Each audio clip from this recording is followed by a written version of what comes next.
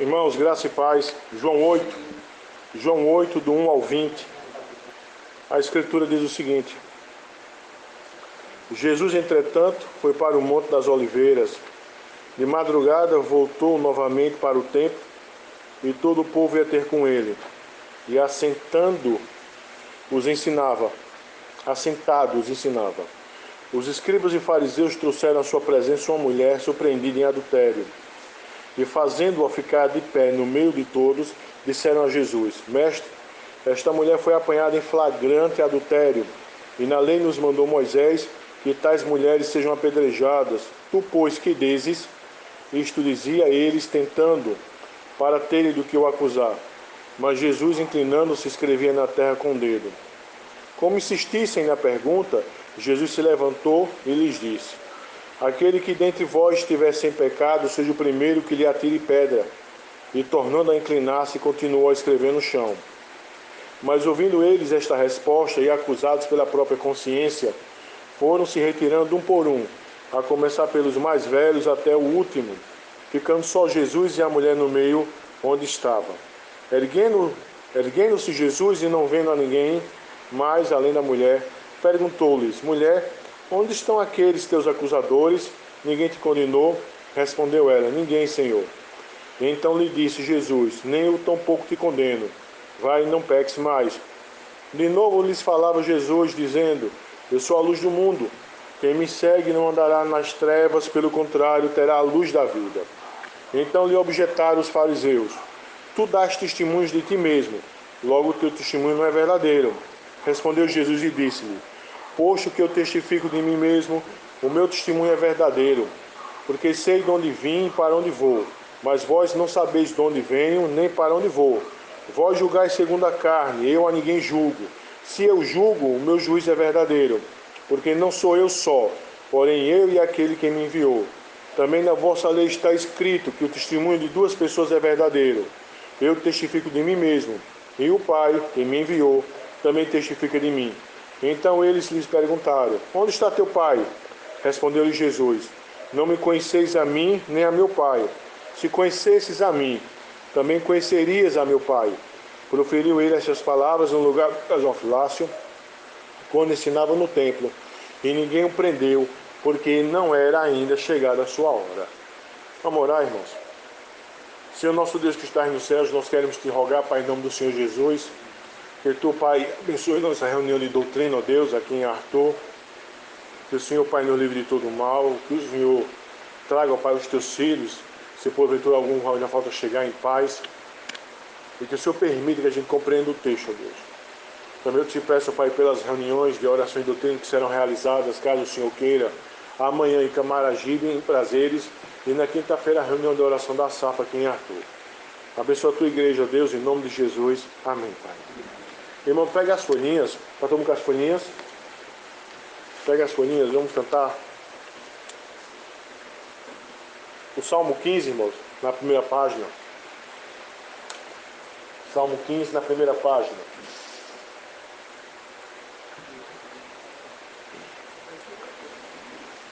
Quem vai morar, Senhor, no teu santo templo? Quem há de residir no teu monte, ó Deus? Quem vive em retidão tem justo proceder, só a verdade diz no seu coração. Não vive a difamar, não faz mal a outrem, ao seu vizinho não quer injuriar. Despreza o homem vil, honra ao que teme a Deus, jura com perda até, mas não volta atrás. O seu dinheiro não cede com usura, sob jamais pensa receber para incriminar quem inocente é, quem assim proceder não se abalará. Amém, irmãos. Então, irmão, vamos continuar, né, a nossa exposição de João, não é?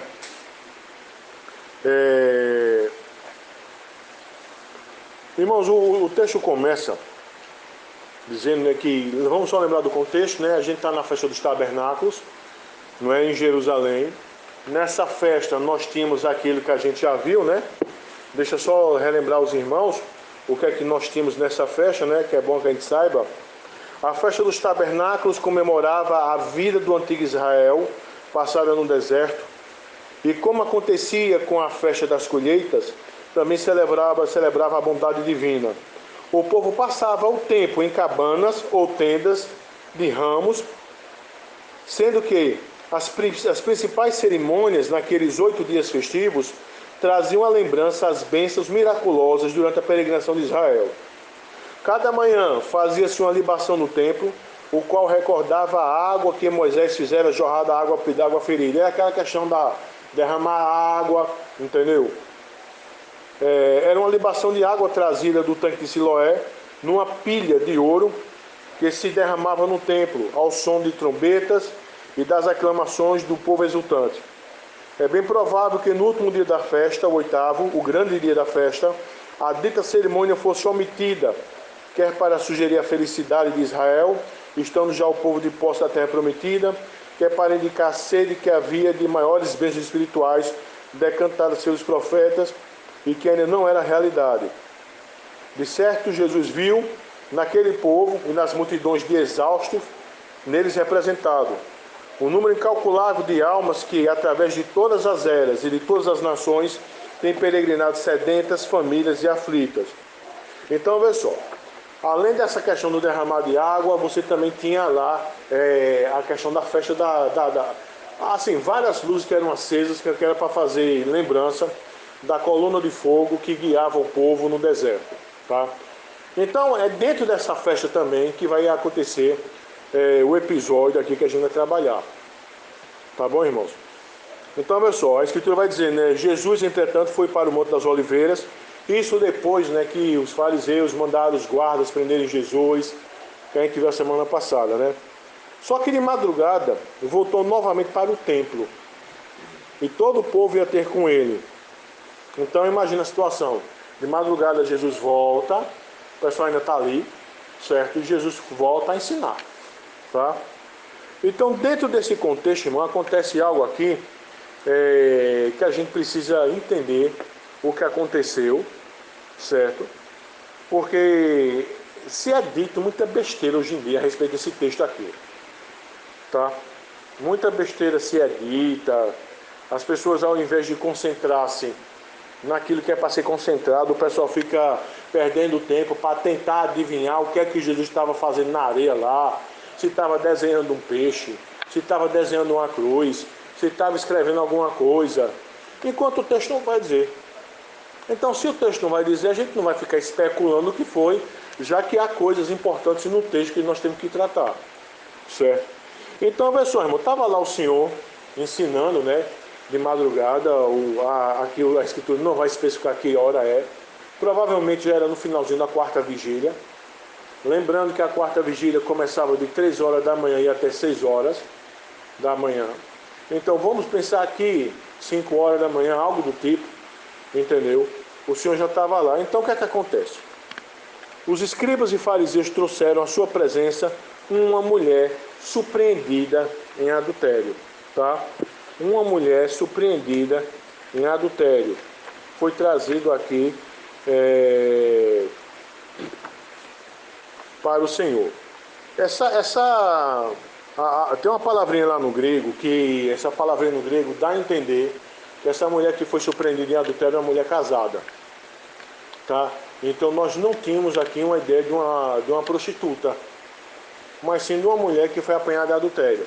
E isso, irmãos, E isso era por causa da festa, já que todo Israel estava ali, já que eram das 3 festas de peregrinação, né? Todo Israel estava ali. Essas coisas, entendeu? Dependendo da impiedade das pessoas, acontecia. Então, trouxeram essa mulher que foi surpreendida em adultério e colocaram ela no meio de todos, tá? Então, pessoal, aí disseram a Jesus: Mestre, esta mulher foi apanhada em flagrante adultério, e na lei nos mandou Moisés que tais mulheres sejam apedrejadas. Tu, pois, que dizes? Então, pessoal, a gente aqui já tem uma problemática, certo? Qual é a problemática? Porque, veja bem, vamos lá para Deuteronômio 22. Vamos lá para Deuteronômio, vamos ver o que a lei vai dizer. Deuteronômio 22.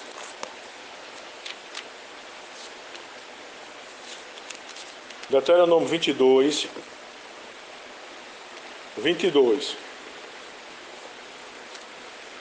Vamos começar a entender algumas coisas aqui. Deuteronômio 22. O que é que a Escritura diz? Se um homem for achado deitado com uma mulher que tem marido, então o quê? Ambos morrerão. O homem que se deitou com a mulher e a mulher, assim eliminarás o mal de Israel. Então a lei é essa, tá? Bora voltar novamente lá para o texto de João. A lei é essa. Então, vamos lá. Primeira coisa que a gente tem que observar aqui, e que só para os irmãos entenderem qual é a situação aqui. Pegaram a mulher surpreendida em adultério, trouxeram ela, colocaram ela diante do Senhor, certo? E disseram o quê? Mestre, esta mulher foi apanhada em flagrante adultério, e na lei nos mandou Moisés que tais mulheres sejam apedrejadas. Tu, pois, que dizes? Então, essa primeira coisa aqui, o que é que a gente percebe? Eles estão corretos? Por que é que não estão corretos? Tem que ter o quê? Tem que ser ambos. Trouxeram somente a mulher, certo? E veja só também outra questão aqui. Vá para João 18:31.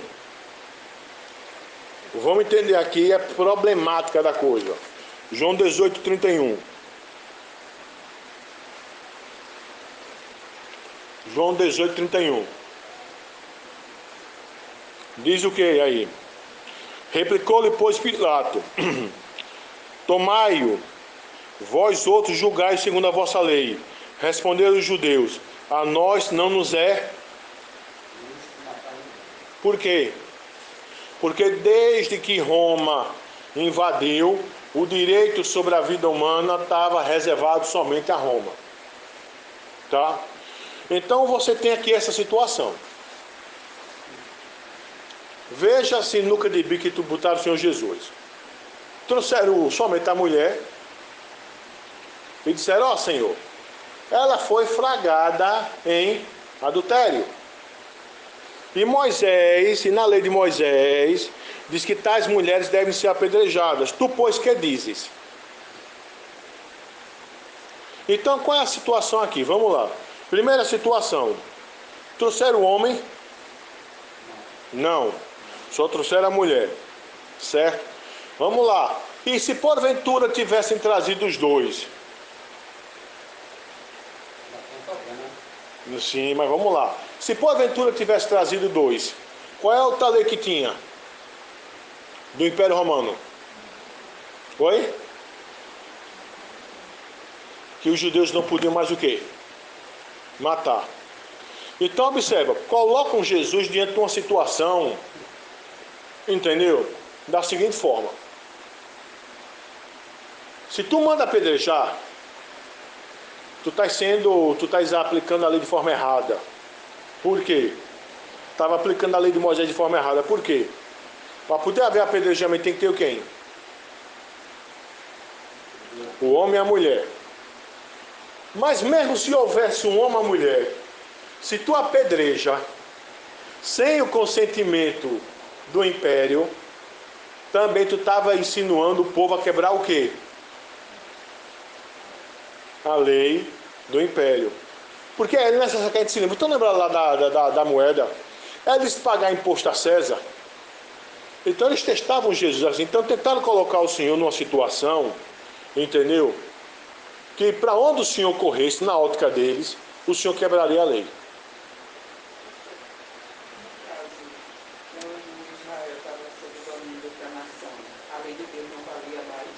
No caso do Império Romano,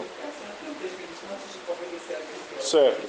No caso do Império Romano, a lei de Deus deveria valer sim, mas qual era a questão?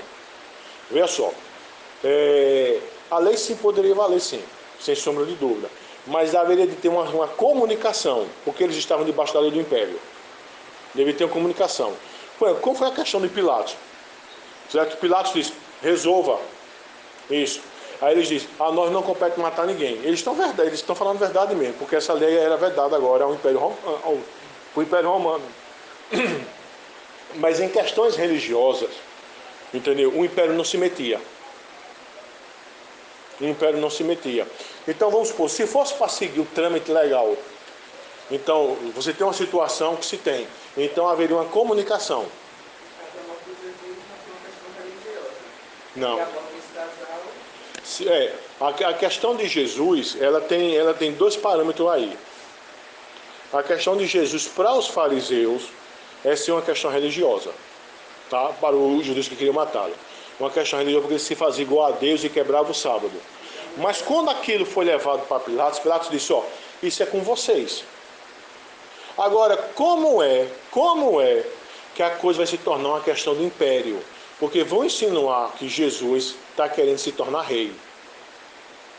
Então, quando eles insinuam isso para Pilatos, que Jesus quer se tornar rei, a coisa sai da esfera religiosa e vai para a esfera política.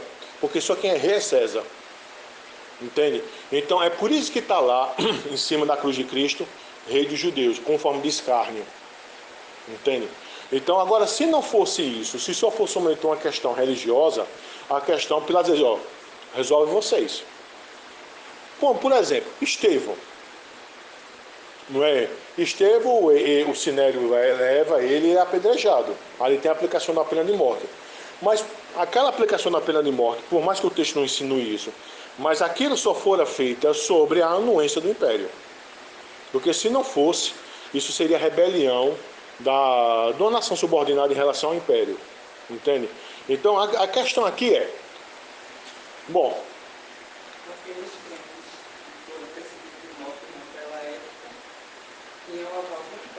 tinha sim. Entendeu? Tinha sim. E quando a perseguição se tornou imperial, é que... Então, vê só. Trouxeram quem? Não trouxeram o homem, e meio que trouxesse o homem, teria essa questão lá do Império Romano, né?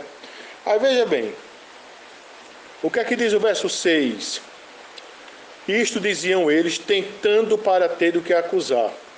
Mas Jesus, inclinando-se, escrevia na terra com dedo. Então, observe, esse verso 6 aqui já diz muita coisa, né? Que eles fizeram isso com o intuito de quê? De tentar Jesus. Entendeu? De tentar Jesus. Agora, vê só, qual foi o erro primário deles aqui? Qual foi o erro primário aqui deles? Qual foi o erro primário deles aqui? Eles poderiam ter trazido um homem? Poderia. Aí só colocaria a questão a nível de império. Mas talvez na cabeça deles pensassem, se nós levarmos o homem e a mulher, e se o império autorizar, não é porque tem essa questão de ter esse trâmite de autorização, vai ser executado. Então ele vai estar julgando de forma correta. Então não trouxeram a mulher, não trouxeram o homem. E quando eles não trazem o homem, eles estão tentando pegar Jesus em quê? Em que Jesus quebrasse o quê? A lei de homem ou a lei de Deus? A lei de Deus. Porque a lei de Moisés mandava trazer ambos. E eles só trazem um. Então observa. A ideia deles era, vamos pegar esse cabra agora aqui, entendeu? Em quebra da lei. Quebrando ele em quebra da lei, a gente vai falar para as pessoas que ele quebrou a lei. Entende? Então, olha só. Mas o Senhor inclinava-se e escrevia na terra com o dedo. Aí, é como eu falei, né? Aqui a gente não vai especular o que é que o Senhor estava escrevendo, porque o texto não vai dizer. Entendeu? Se ele estava escrevendo alguma coisa, se ele estava desenhando, se ele estava simplesmente rabiscando, entendeu? O texto não vai dizer. Certo? O texto não vai dizer. Então, observa aí. Como se insistisse na pergunta, Jesus levantou-lhe e disse: aquele que dentre vós estiver sem pecado, seja o primeiro que atire a pedra. Aquele que estiver sem pecado, seja o primeiro que atire a pedra. Eu já ouvi gente pregando nesse texto, sabe? Algo do tipo: Jesus disse isso e o pessoal ficou constrangido porque todo mundo tinha adulterado com aquela mulher. Não. Mas não é mesmo. Porque essa mulher aqui, pelo uso do termo grego, ela não é uma prostituta, é uma mulher casada, pega em adultério. Então, irmãos, logicamente aqui essa acusação, aquele que estiver sem pecado, seja o primeiro que lhe atira a pedra, isso aqui diz respeito a outra coisa. Ou diz respeito a quê, irmãos? Qual foi o choque que eles tiveram? Jesus conhece o coração dos homens. E Jesus sabia o intento deles terem feito isso. E Jesus sabia que isso foi feito em comum acordo entre aqueles que trouxeram. Então o Senhor olha para aqueles que trouxeram e diz: olha, quem entre vocês não tiver pecado, nesse caso aqui, nessa acusação aqui, atira a primeira pedra. Só que aqui a gente tem uma palavrinha, irmãos, que é muito importante. Que o verso 8 vai dizer que o Senhor se inclina e continua a escrever no chão. Ao verso 9 vai dizer: mas ouvindo eles essa resposta e acusados pela própria consciência. Isso aqui é o diferencial. Tá? Isso aqui é o diferencial. Qual é o diferencial? A fala do Senhor. O Senhor Jesus como Deus homem. Entendeu? Essa fala do Senhor, ele fez com que a consciência deles o acusasse. E observe, irmãos, o fato deles não jogarem pedra, o fato deles não continuarem com aquele julgamento ilícito, foi o fato da consciência ter acusado eles. Ou seja, foi o fato de Deus ter pego essa palavra de Jesus e ter aplicado no coração deles, os acusando. Porque, irmão, se o Senhor não tivesse feito isso, se não houvesse essa operação sobrenatural de acusação, se não houvesse esse punhal ferindo a consciência, eles não teriam problema nenhum de meter pedra na mulher. Porque a lei mandava que essa apedrejasse os dois, certo? Mas eles só trazem um só. Então, observa, eles já estão pecando desde o começo. Eles já estão pecando, eles fizeram já com esse intuito. Se não fosse essa palavra autoritativa de Jesus acusando na consciência deles, eles teriam simplesmente pegado o pé e teriam metido pedra na cabeça da mulher. Simplesmente, por quê? Ele já está fazendo tudo errado. Para dar o último passo do erro, não falta muita coisa não, irmãos. Ele só criou a coisa, né? Não falta muita coisa não. Jesus dissesse que sim, mas observe que o Senhor bota para eles: quem dentre vós não tiver pecado, atira a primeira pedra. Ou seja, quem dentre vós, entendeu? Quem dentre vós, a consciência não acusar que isso aqui é errado, atira a primeira pedra. Mas aí é que está o grande segredo da história. Aí é que está o grande segredo da história. Por quê? Porque a consciência, entendeu? Sob a palavra autoritativa de Jesus, os acusou. E isso aqui foi o suficiente, irmãos. Isso aqui foi o suficiente de quê? Observa aí, no verso 9. Mas ouvindo eles essa resposta, acusados pela própria consciência, foram se retirando um por um, a começar pelos mais velhos até os últimos, ficando só Jesus e a mulher no meio onde estava. Agora eu volto a dizer, irmão, se não fosse essa aplicação autoritativa da palavra de Jesus na consciência deles, você quer dizer que um cara que começou fazendo o errado vai ajeitar no meio do caminho? Não. Mas não vai mesmo. Mas não vai mesmo. Mas não vai mesmo, irmão. Erguendo-se Jesus e não vendo a ninguém mais além da mulher, perguntou-lhe: mulher, onde estão aqueles teus acusadores? Ninguém te condenou? Respondeu ela: ninguém, Senhor. Então lhe disse Jesus: nem eu tampouco te condeno, vai e não peques mais. Isso aqui, irmãos, essa parte aqui da escritura, ela é um texto que ela é estuprada, a palavra é bem essa, entendeu? De compreensão errada e equivocada. Porque, tem pessoa que pega isso aqui, é como você está vendo, ó. Ele não condenou a mulher, vai e não peques mais. Irmãos, o procedimento não é esse não.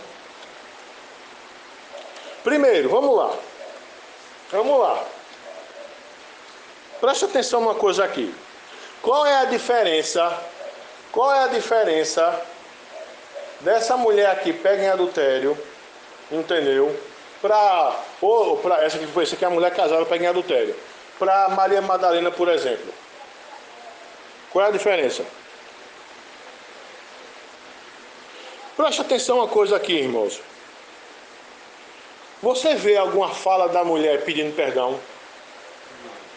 Não.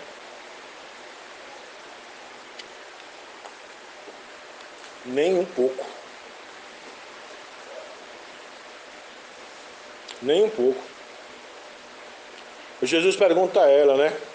Onde estão aqueles teus acusadores? Ninguém te condenou? Respondeu ela: Senhor, não, ninguém. A pergunta é, irmão, por que é que Jesus não condenou?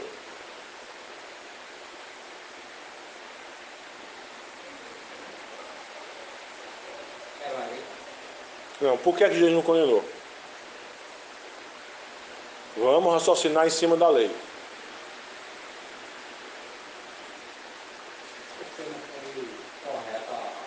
Justamente. Se o Senhor tivesse condenado, o Senhor estava incorrendo em quê? Em quebra da lei. E não foi esse o motivo de trazer essa mulher somente sozinha. Irmã Solange.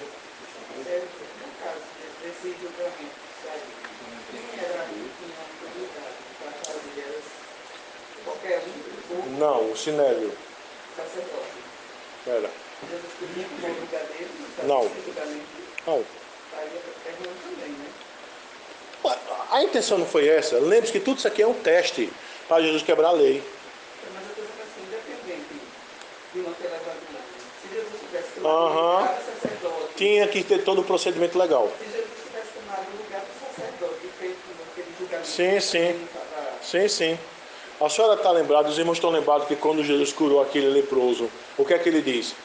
Vai, te apresenta ao sacerdote, porque a lei prescrevia isso. Então qualquer coisa, entendeu, que esteja fora disso, é bronca.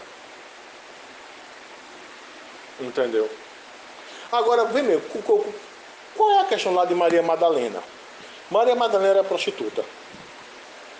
Então, observa. Ela era prostituta lá e a situação da prostituta era terrível, porque se ela quisesse, por exemplo, deixar aquela vida e oferecer sacrifícios a Deus para a purificação de seus pecados, ela não poderia. Por quê? Porque o dinheiro que ela ia comprar os animais era dinheiro de prostituição. Não poderia. Certo? Ela estava numa situação complicada. Você vê, o Senhor perdoa ela. Expulsa os demônios dela, perdoa ela, tudo aquilo. Nesse caso aqui, você não tem uma fala de arrependimento dessa mulher. O texto não fala. E a gente tem que trabalhar com o que o texto está dizendo. O texto não fala que ela se arrepende. Ela só vai dizer, ninguém me condenou. O Senhor diz, tem tão pouco eu. Mas o Senhor dá uma advertência a ela. Vai e não pecas mais. Agora a pergunta é, o texto fala se essa mulher obedeceu ou não? Não. O texto vai falar mais nessa mulher em outro lugar, pelo que se sabe? Não.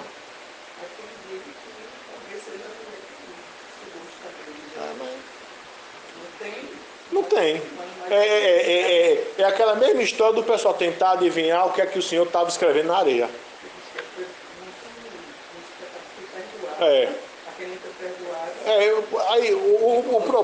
O problema é da seguinte forma, olha só. Tudo isso que é dito a respeito desse caso aqui é muito bonito. Entendeu? Que é para enfeitar. É para enfeitar o negócio. Mas o problema é que quando você vai para o texto, analisar o texto, você vê que tudo isso aqui foi armado para Jesus pecar. Segundo, a lei dizia, tem que ambos morrer. Só traz a mulher. Aí só traz a mulher. A mulher era mulher casada? Era. Outra coisa, tinha a lei romana. Então tinha que ter um procedimento com autorização do império para ser aplicado à questão. Porque, irmão, vamos entender o seguinte, tudo isso aqui é um teste para Jesus pecar. Ele não estava, irmão, interessado na santidade de Deus, na santidade de Israel como povo de Deus, nada disso. Eles queriam simplesmente fazer Jesus pecar para desqualificar Jesus diante da multidão e o acusar ele como quebrador da lei. Simplesmente isso. E se por acaso Jesus tivesse quebrado a lei, Jesus também diante de Deus não teria adquirido a justiça que há na lei e nós não seríamos justificados. Então vê só o tamanho da bronca. Vê só o tamanho da bronca. Então antes da gente ficar fantasiando, e Jesus desenhava, e Jesus escrevia, o texto não diz. E essa mulher se arrependeu, em nenhum canto aqui está dizendo que ela pediu perdão. Só tá, o Jesus diz, o pessoal que está para te condenar, cadê eles? Alguém te condenou? Ninguém, nem tampouco eu. Aí o pessoal pega e diz, está vendo? O Senhor usou de misericórdia. Não, pera aí, menino. Puxa o freio de mão. Lembra-se que esse texto aqui está inserido dentro do quê? De um texto maior que nos mostra que tudo isso foi armado para Jesus o quê? Pecar. Então, se Jesus tivesse condenado a mulher, então o plano dele seria o quê? Realizado. Entendeu? Nem tampouco eu. Mas Jesus deu uma unção. Vai e não pecas mais. Ela obedeceu? Nós não sabemos. O texto não nos diz. Tá? Então, vê só, irmãos. Passado isso, o texto continua, né? De novo lhes falava Jesus dizendo, eu sou a luz do mundo. Vamos só lembrar que Jesus falou isso aqui na festa dos tabernáculos, lá, naquele momento que se acendia lá as tochas, lá, rememorando a coluna, entendeu, de fogo que guiava o povo no deserto. Jesus vai dizer, eu sou a luz do mundo. Quem me segue não andará nas trevas, pelo contrário, terá a luz da vida. O Senhor se identifica, eu sou a luz. Então, irmãos, aí diante disso, o que é que acontece?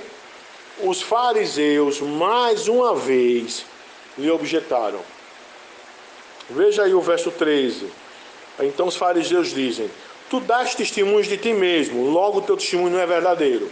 Qual é a problemática aqui, irmão? A problemática que, mais uma vez, era a questão da lei. Certo? Mais uma vez era a questão da lei. Por quê? Abra aí. Em Deuteronômio 17:6, irmã Solange vai ler, Deuteronômio 17:6. Gilson, tu vai ler Deuteronômio 19:15. Mais uma vez a coisa está girando em torno da lei, tá? Deuteronômio 17:6 e 19:15. Vamos ver, 17:6. Jamais executem alguém com base no depoimento de apenas uma testemunha. Deve sempre haver duas ou três testemunhas. Isso, observe, viu? Gilson 19:15. Nossa testemunha não se levantará contra alguém por qualquer iniquidade, ou por qualquer pecado, seja qual for o cometeu. O depoimento de duas ou três testemunhas se estabelecerá de fato. O que é que eles estão acusando Jesus aqui?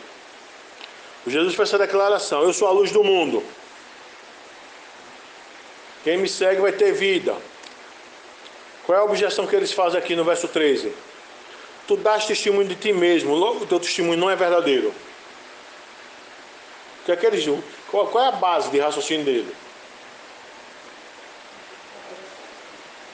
O testemunho que tu está dando de ti mesmo carece de quê? Carece de confirmação. Então ele não pode ser aceito. Irmão, vocês estão percebendo que aqui está chegando no período da vida de Jesus, que os debates estão ficando acalorados, e os debates estão todos girando em torno da legalidade diante da lei. Então a pergunta é, teu testemunho não é verdadeiro não? Por que não é verdadeiro? Cadê a confirmação? Cadê a outra testemunha que possa dar? Essa é a grande questão aqui. Aí o Senhor vai dizer o que no verso 14? Respondeu Jesus e disse-lhes: posto que eu testifico de mim mesmo, o meu testemunho é verdadeiro, porque sei de onde vim e para onde vou, mas vós não sabeis de onde venho nem para onde vou. Essa resposta, irmão, é meio enigmática, tá? Essa resposta é meio enigmática. Por quê? Porque Jesus vai dizer, olha, o meu testemunho é verdadeiro, porque sei de onde vim e para onde vou. Jesus está baseando a veracidade do seu testemunho, não em uma testemunha humana, mas está baseando a veracidade do seu testemunho nele, entendeu? Nele. Aí lembra aquilo, né, que Nicodemos falou a Jesus, as obras que tu fazes, entendeu? Que elas testificam que Deus está contigo, nele. E posteriormente o Senhor vai dizer da seguinte forma, veja o verso 15: vós julgais segundo a carne, eu a ninguém julgo. Lembre-se do que já tinha acontecido. Vós julgais segundo a carne, eu a ninguém julgo. Eu a ninguém julgo segundo o quê? Segundo a carne. E a ideia do julgamento segundo a carne é um julgamento pecaminoso? Eles não tinham acabado de fazer isso quando trouxeram a mulher pega sozinha em adultério, sem o homem que adulterou com ela? Então o Senhor está dizendo, vocês julgam segundo a carne, segundo os preceitos que vocês têm, segundo as vossas inclinações. Eu a ninguém julgo. O que é que o Senhor está dizendo? Vocês me testaram e eu não caí na tentação que vocês promoveram para eu cair. Eu não caí no teste de vocês. Entende? Aí ele vai continuar. Se eu julgo, o meu juízo é verdadeiro. Ou seja, se eu julgo, o meu juízo é verdadeiro porque é baseado na verdade. Porque não sou eu, porém. Não sou eu só, porém eu e aquele que me enviou. Então aí o Senhor falou da testemunha que confirmaria a sua fala. Quem é essa pessoa? O Pai, o próprio Deus Pai. Então, Jesus diz, eu não julgo segundo a carne, certo? E se eu julgo, o meu juízo é verdadeiro, ou seja, se eu for julgar, ele é verdadeiro, não é feito de vocês, que é segundo a carne, tá bom? Porque não sou eu só, porém eu e aquele que me enviou. Aí o Senhor vai dizer, também na vossa lei está escrito que o testemunho de duas pessoas é verdadeiro. Eu testifico de mim mesmo e o Pai que me enviou também testifica de mim. Então o Senhor diz, olha as duas pessoas, eu e o Pai que me enviou. Mas alguém poderia objetar, mas tem que ser duas testemunhas que não seja a própria pessoa. Mas o Senhor aqui está usando sua autoridade, irmãos. Ele está dizendo, olha, eu e o Pai que me enviou. Aí a gente precisa lembrar daquilo que os próprios fariseus, lembre-se, que não era dos 6.000 fariseus que havia na época, não eram todos que tinham essa postura. Lembre-se de Nicodemos, não? Lembre-se de Nicodemos. Eles são... Estava observando aqui, no final, mais atrás, né? No final, quando respondeu ela, ninguém Senhor, então me disse Jesus, então concluiu eu que condeno, vai não pexe mais. Aí tem uma chavinha fechada. Isso. Isso significa o quê? Então vamos lá.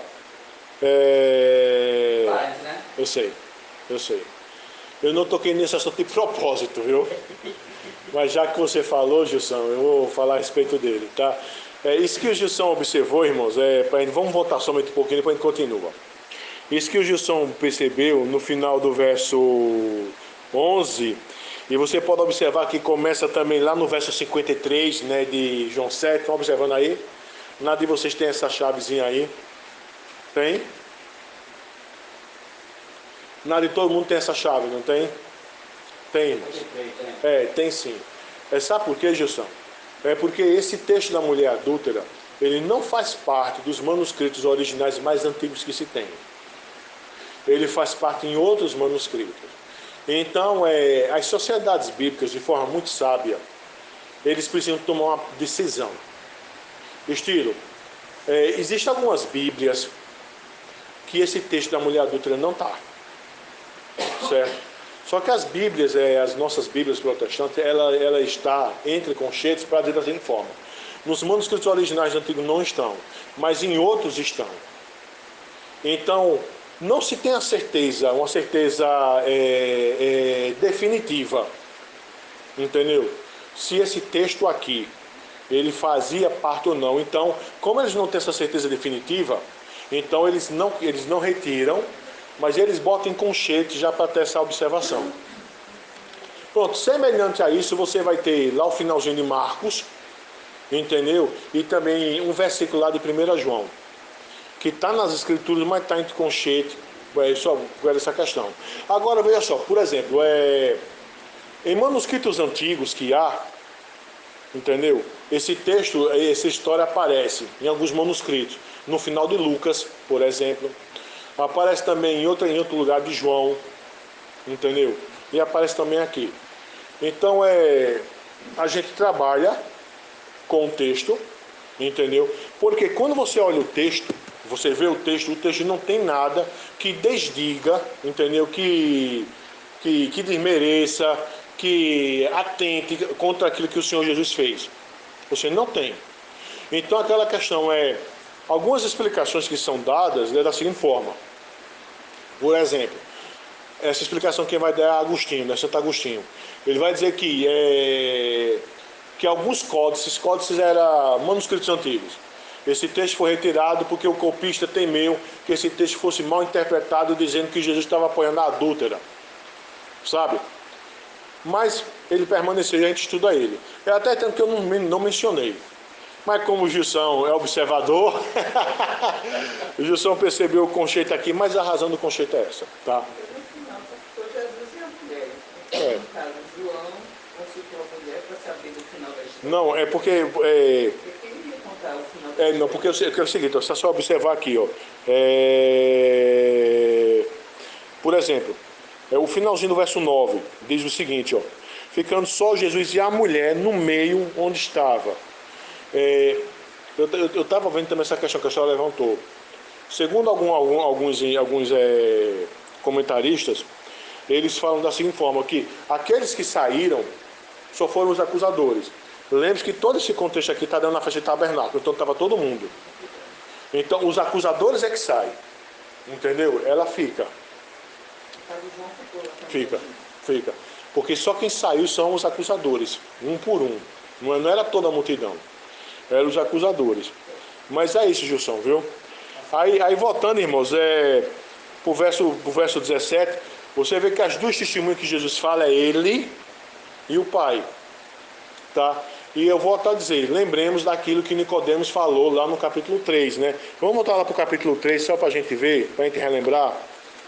Não é aquilo que fora dito no capítulo 3, 3:1. Não é? Abram aí, 3:1. Havia entre os fariseus um homem chamado Nicodemos, um dos principais dos judeus. Este de noite foi ter com Jesus e lhe disse: Rabi, sabemos que és mestre vindo da parte de Deus, porque ninguém pode fazer esses sinais que tu fazes se Deus não estiver com ele. Observa aqui o uso do verbo sabemos. Sabemos. Entendeu? Sabemos, ou seja, nós sabemos. Então Nicodemos não está falando em nome dele. Nicodemos está falando em nome de quem? De um grupo de pessoas. Tá? Porque se Nicodemos estivesse falando o nome dele, Nicodemos diria: Rabi, sei que é esse mestre vindo da parte de Deus, porque ninguém pode fazer esses sinais que tu fazes se Deus não estiver com ele. Estão entendendo, irmãos? Então aqui o verbo está na primeira pessoa do plural e não na primeira pessoa do singular. Então Nicodemos está falando em nome de alguém. Ou seja, não era todos os fariseus, entendeu? A gente sabe disso. Tá? Então, quando o Senhor vai falar isso aqui, ó, por que é que o Senhor está chamando ele mesmo para dar testemunho? Porque ele tinha autoridade para fazer isso. Entendeu? Ele tinha autoridade para fazer isso. As pessoas já viam nele, né? Algumas pessoas viam nele um Messias. Ele tinha autoridade para fazer isso, né? Então, observa, ele vai dizer, eu testifico de mim mesmo. E o Pai que me enviou também testifica de mim. Certo? Então, eles perguntaram, onde está teu Pai? O raciocínio deles, né, ainda na perspectiva humana, né? Onde está teu Pai? Respondeu Jesus, não me conheceis a mim nem a meu Pai. Se conhecesses a mim, também conhecerias a meu Pai. O Senhor dá outra resposta enigmática, né, que eles não compreendem, certo? Que o Senhor não estava falando aqui de um ser humano. O Senhor está falando de Deus Pai. Agora, irmãos, eu volto a dizer, né? Essa compreensão só há porque o Espírito Santo aplica essa compreensão na vida da gente, viu, irmãos? Porque um ímpio lendo esse texto aqui, na cabeça deles, o ímpio vai dizer, não, mas ele tem razão, cadê? Ele falou do Pai, que Pai é? O Pai humano? Por que é que ele não falou que o Pai era referente a Deus? Tá? Porque eles não iam compreender, irmãos. Jesus vai dizer isso, né? Vós tendo por Pai o diabo. Certo? Então, irmãos, o verso 20 termina dizendo da seguinte forma, proferiu ele essas palavras no lugar do gasofilácio, quando ensinava no templo, e ninguém o prendeu. Aí eu quero ver isso aqui agora, porque não era ainda chegada a sua hora. Aí você vê, né, irmãos, é a questão do decreto de Deus, né? Ou seja, aquela velha coisa, né? A coisa só acontece no seu tempo. Agora, o que é que a gente também aprende aqui, dessa fala aqui final do Senhor? Mesmo não tendo chegado a hora de Jesus ser preso, mas isso não fazia com que Jesus fosse o quê? Imprudente e tentasse Deus. Observa, na festa dos tabernáculos, ele podia ter subido com seus irmãos, mas só subiu na hora. Certo? Os guardas queriam prender, não conseguiu prender, mas Jesus sai e vai orar. Aí volta de madrugada. Aí tem esse episódio da mulher adúltera. Depois tem esse episódio, mais uma vez, de confronto, quando Jesus lá na festa do tabernáculo, lá com as tochas acesas, o Senhor vai dizer, eu sou a luz do mundo. Eu sou a luz do mundo. Quem me segue não andará nas trevas, mas pelo contrário terá a luz da vida. Então Jesus vai responder aquela pergunta legal, pela legalidade do discurso. Os fariseus perguntam, qual é a legalidade do teu discurso? Tem que ter outra testemunha para testificar isso que tu está dizendo. Jesus vai dizer, tem sim, eu e meu Pai.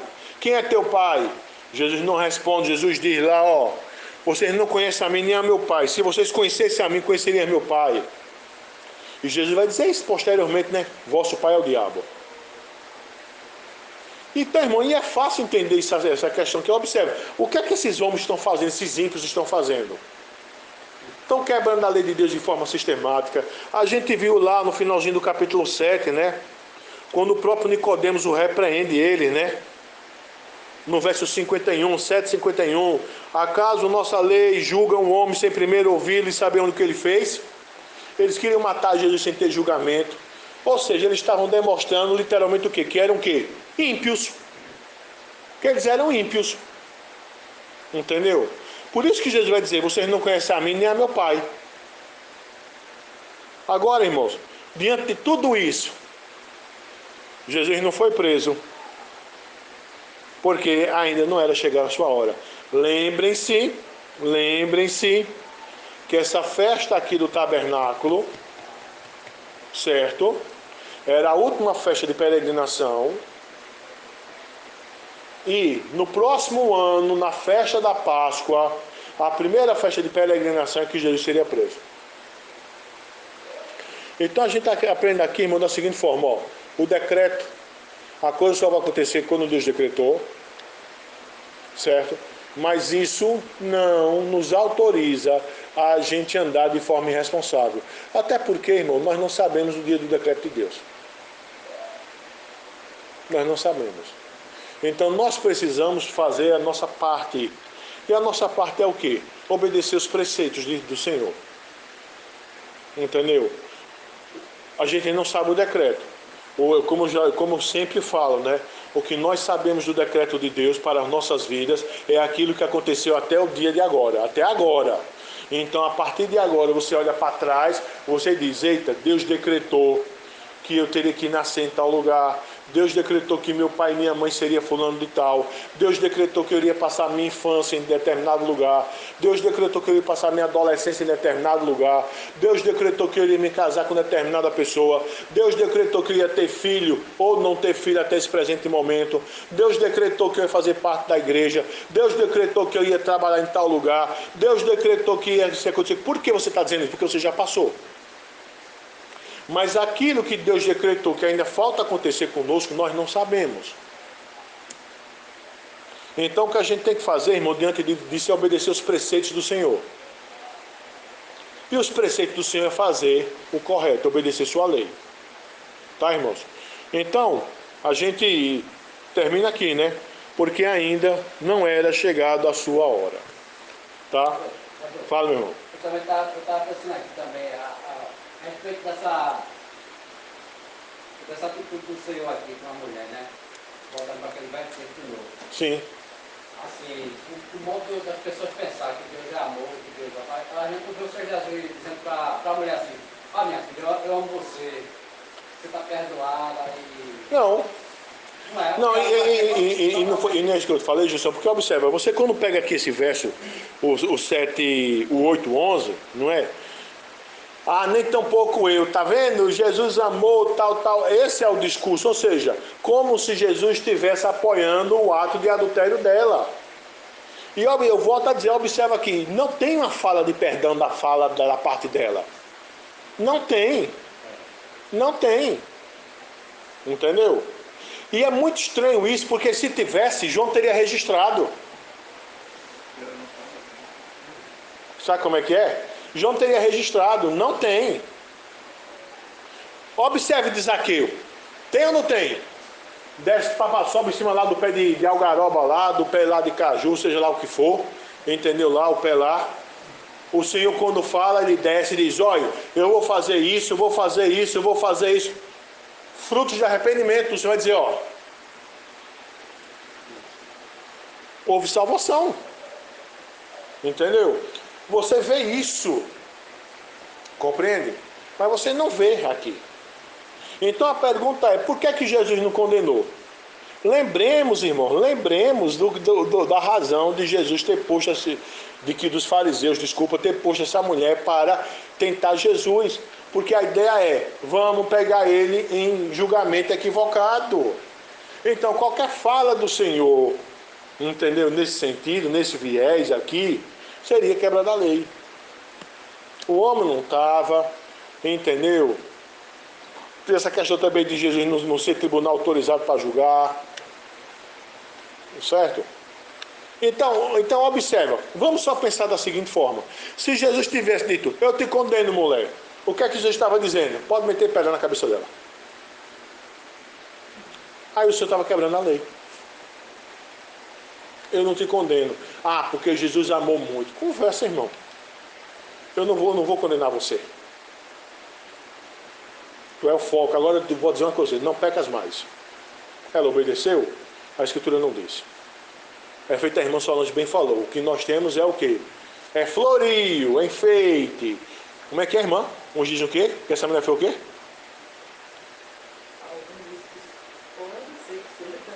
Que enxugou os pés de Jesus. E foi. Pronto, aí começa com as aventuras da vida.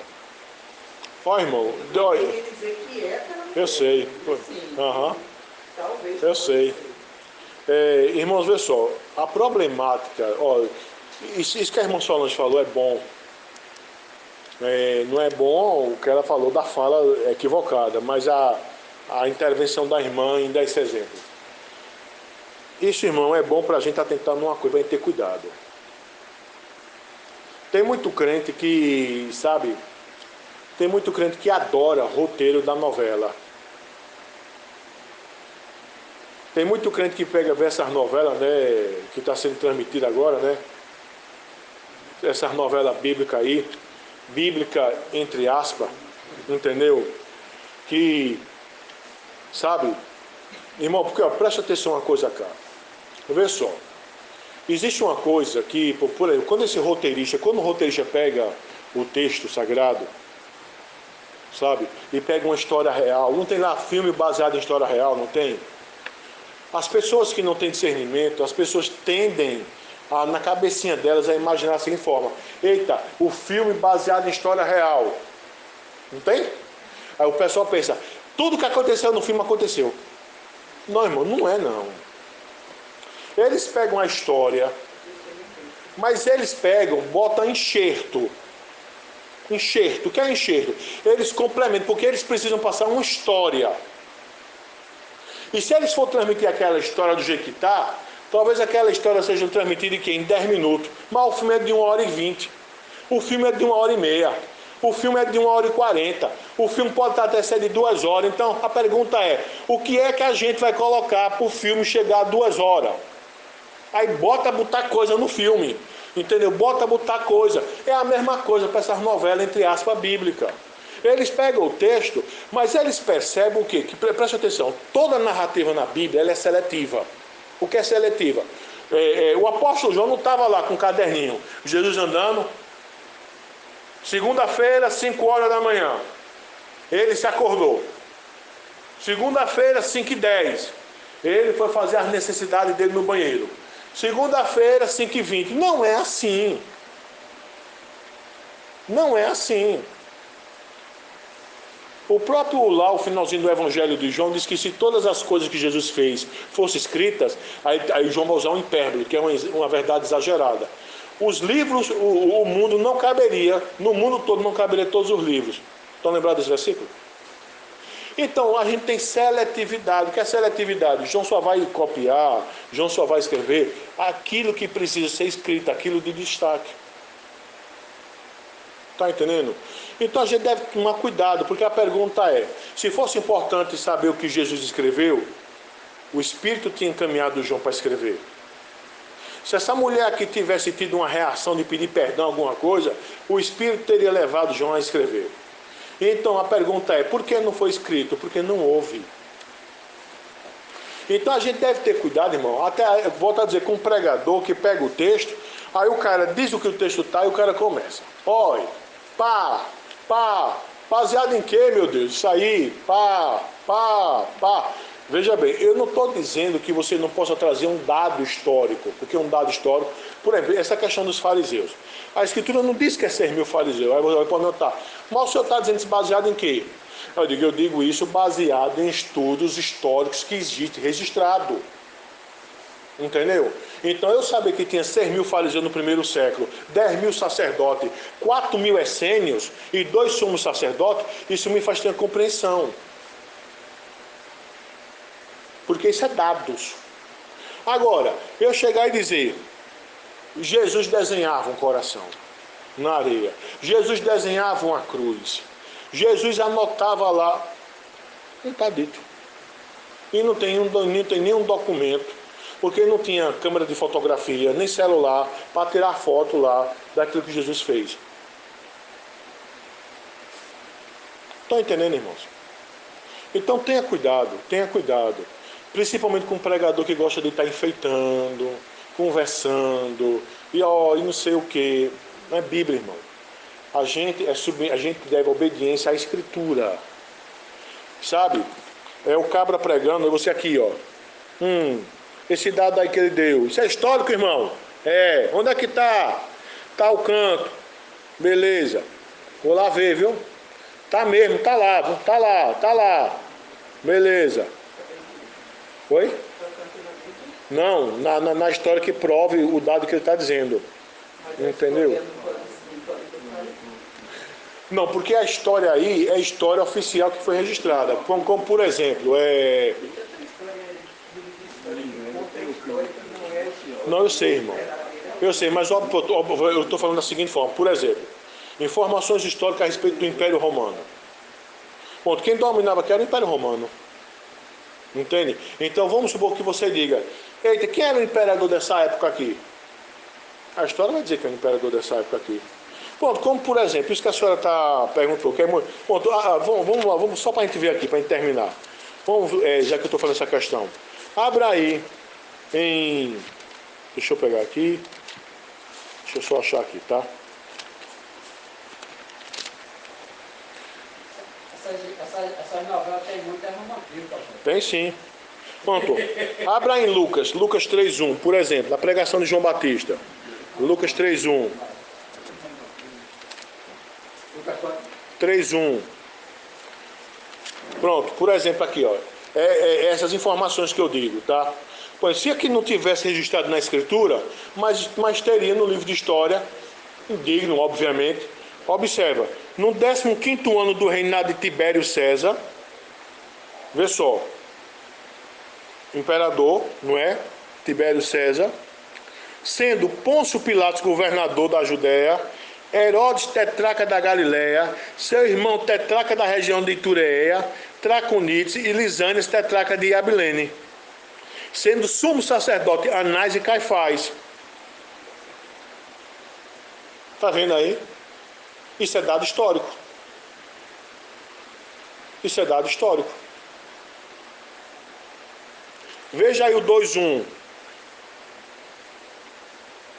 Naqueles dias foi publicado um decreto de César Augusto, dado histórico, convocando toda a população do império para recensear-se. O primeiro recenseamento foi feito quando Quirino era governador da Síria, dado histórico. Está observando? Às vezes a escritura traz esses dados históricos, às vezes não. Então o que é que se faz? Você vai nas fontes extras bíblicas que traz os dados históricos, que confirma o dado histórico que a Bíblia está apresentando. Tá?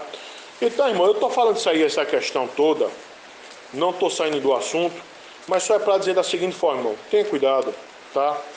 Tenha cuidado com um pregador que floreia muito, que, sabe, inventa muita história. Ou seja, o cara faz do romance uma novela. Romantiza demais, floreia demais, sabe? E conta muita história para boi dormir. E a gente precisa saber, ó. Compreende, irmãos? Tranquilo? Tem alguma pergunta, alguma colocação? Então, irmãos, querendo Deus, próxima semana a gente vai estudar João 8, o 21, certo? Do 21 até o 59. João 8, 21 até 59. Que Jesus vai defender sua missão e autoridade. Que vai ser a continuidade desse assunto aqui, né? O Senhor vai defender sua missão e sua autoridade. Entendeu? Onde vai ter o argumento todinho, né? A respeito dele, autoridade baseada na sua própria autoridade, palavra, e na autoridade do Pai. Tá bom, irmãos? Pela graça de Deus.